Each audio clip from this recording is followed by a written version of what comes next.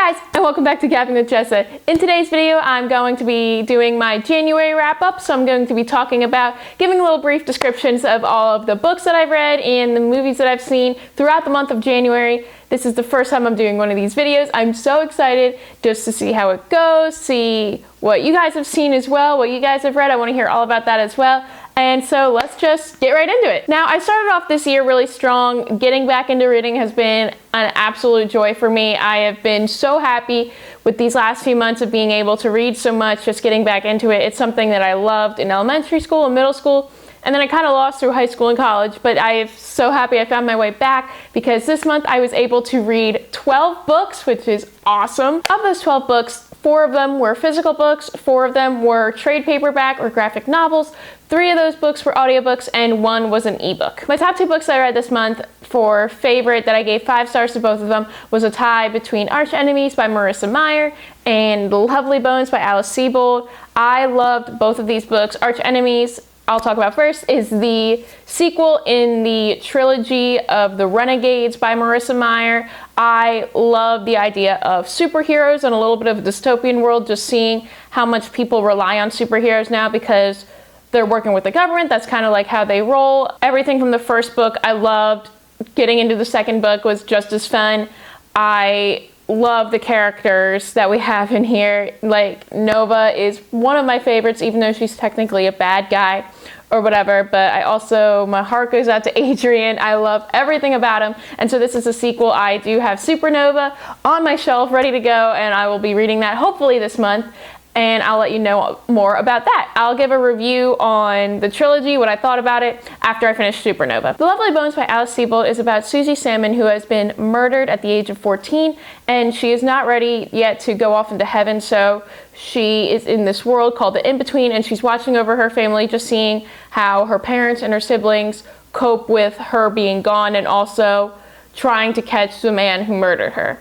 So I really like this. At times I thought it was a little bit slow, but I really loved how we got to go through so many different years. It wasn't just the most recent events that happened. We got to see her family grow up. We got to see them go through so much grief and trauma and just so much dedication of the father to find the killer. It's a really great read. I know it can be a little controversial with some things, but I really enjoyed it. I was able to fall in love with it just as easily, and I really recommend this book. To continue with my physical books, I also read Always and Forever Laura Jean. This is the 3rd book in the To All the Boys I've Loved Before trilogy by Jenny Han.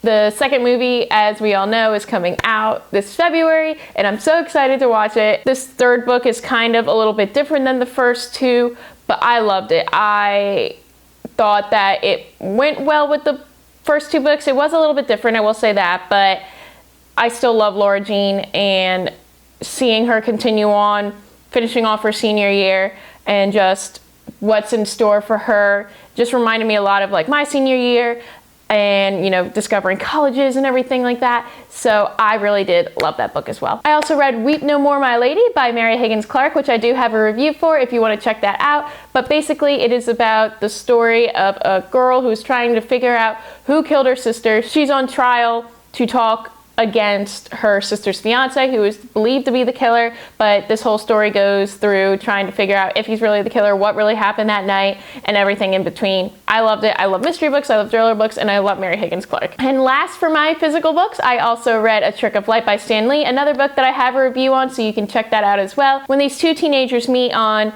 really weird circumstances, they use their powers of hacking and cyberkinetics to work against evil, but really, what they don't know is that these powers have a greater world meaning and could be potentially dangerous for the world rather than their own little small bubble that they currently live in. For audiobooks, I read Scrappy Little Nobody by Anna Kendrick, which is basically just her life story. I love reading or listening to audiobooks about famous people because most of the time it is read by them, and I love that. It's like they're with me in the car, and I love Anna Kendrick. She is really fascinating, and it was really interesting to learn more about her life pre-Pitch Perfect and what she is now. I also listened to My Dear Hamilton, which is a story about Eliza Hamilton. It's historical fiction, so it's all of her letters that she wrote throughout her years explaining about her life to Hamilton. Even though it has historically accurate moments in it,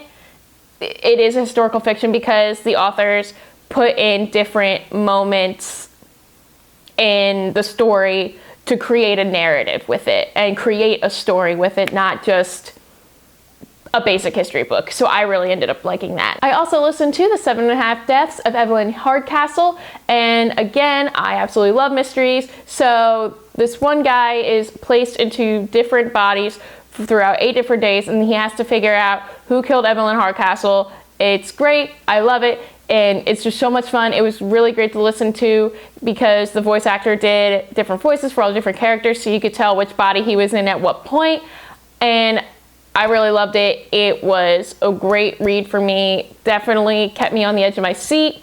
And I just loved, I don't know, there's just some about mystery books or whodunit books that I absolutely love. And so I'm always going to be taken by something like that. And to finish off, I did read one ebook, like I said, and I already talked about it, and that was Arch Enemies by Marissa Meyer. For my 4 trade paperbacks or graphic novels that I read, I already gave a video on all of them, and I'm getting a video up soon, but just to reiterate, it was Shuri Volume 1, Shuri Volume 2, Infinity Gauntlet, and Captain America Volume 1. And now for movies, I was able to see 9 movies this month, which is super exciting. I saw 8 of them in the theater, and 1 I saw on streaming. My highest rated movie that I saw was Little Women, and I was so happy to finally see it. I am a huge Emma Watson fan, and I gave this movie 5 stars. It's absolutely perfect. I love it, and I love all the Oscar nominations that it got. I wish it got more. It deserves to get more. I think everyone knows what category I'm talking about, but I absolutely love that movie. I also saw Bombshell in theaters this month, and it is about the story of Megyn Kelly and Gretchen Carlson going up against the Fox CEO about harassment allegations and trying to take him down. I also saw Like a Boss with Tiffany Haddish and Rose Byrne.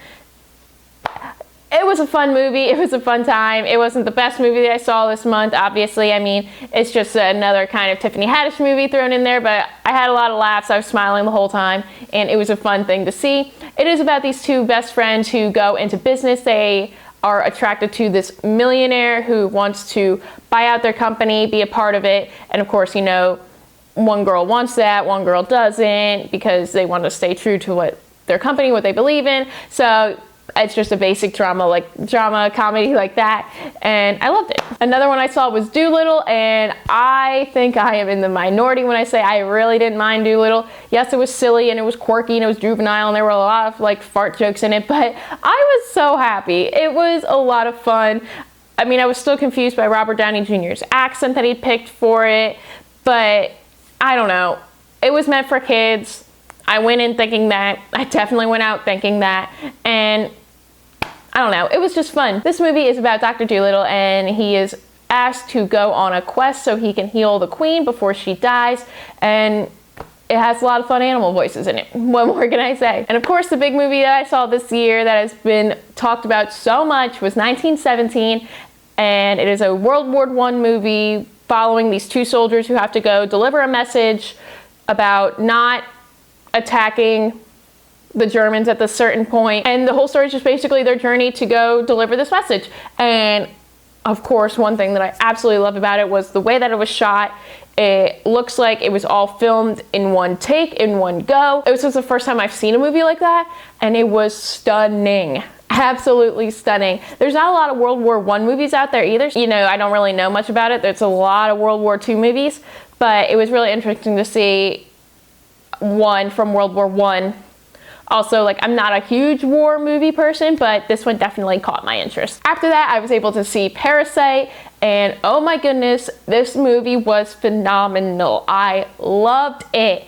It was so bonkers, and yes, there are subtitles, you have to read it because they're speaking in Korean, but that didn't take me out of the movie or anything. It was, oh my gosh, the things that happened, I didn't know what was going on. I mean, I did, but like, I was so, oh my gosh. It took so many weird turns, and I loved it. I loved it. Next, I was able to see Just Mercy, starring Michael B. Jordan, Jamie Foxx, and Brie Larson. And it's the story of Michael B. Jordan's character, who is a lawyer that has gone down to Alabama to start and open up this law firm with Brie Larson to help defend inmates on death row. He decides to take a case where everyone very much wants Jamie Foxx's character to die because it is a black man who was accused of killing a nice young white woman. And where this takes place is down in a very racially segregated,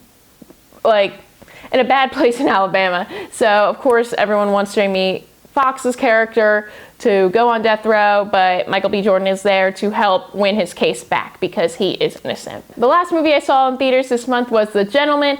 Really, I did not know what to expect from this movie. The cast looked great. Gangster comedies, I mean, I'm not familiar with the genre, but I had so much fun. It was a lot better than I expected. This movie is about Matthew McConaughey, who has a weed empire, and now he wants to get out of the business. He wants to spend more time with his wife, and he's trying to sell it off, and it's about all these other guys that are trying to buy it. And it's fun, it is funny, it is weird. Again, it takes some weird turns I didn't expect, and I don't think it's being talked enough about because I thought this was great. I was laughing.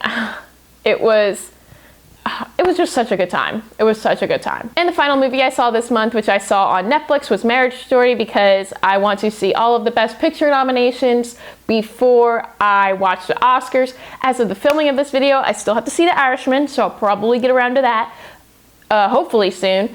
But Marriage Story is about Scarlett Johansson and Adam Driver. They have recently decided that they need to be separated, and they get lawyers involved, which is something that they didn't want to do.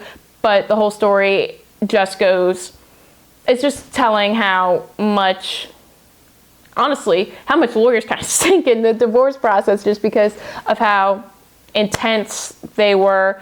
Ray Liotta and Laura Dern were the two lawyers representing Adam Driver and Scarlett Johansson respectively. And while I'm sure that this movie definitely helped a lot of people, definitely was able to showcase something for a lot of people, it really didn't hit that way for me. Yes, it was a good movie, it was entertaining, I liked the two main actors in it, but I don't think it really connected with me in a ways that it connected with a lot of other people. I mean, it was okay. I don't know if it deserves like Best Picture nomination or anything, but I don't know, it was an okay movie. It was okay. I liked it, I enjoyed it. It just wasn't my favorite. Alrighty guys, so that is everything from the month of January that I either read or saw, and I want to know what you guys saw or what you guys read this month too. Please leave me all that in the comments below. Let me know what you guys think about everything that I said. I want to have a nice open discussion about, I don't know, anything that we said. What movies are you looking forward to in February? What are you looking forward to reading this month? Let me know that in the comments as well. And don't forget to like this video and subscribe to the channel. But until next time, keep on gabbing.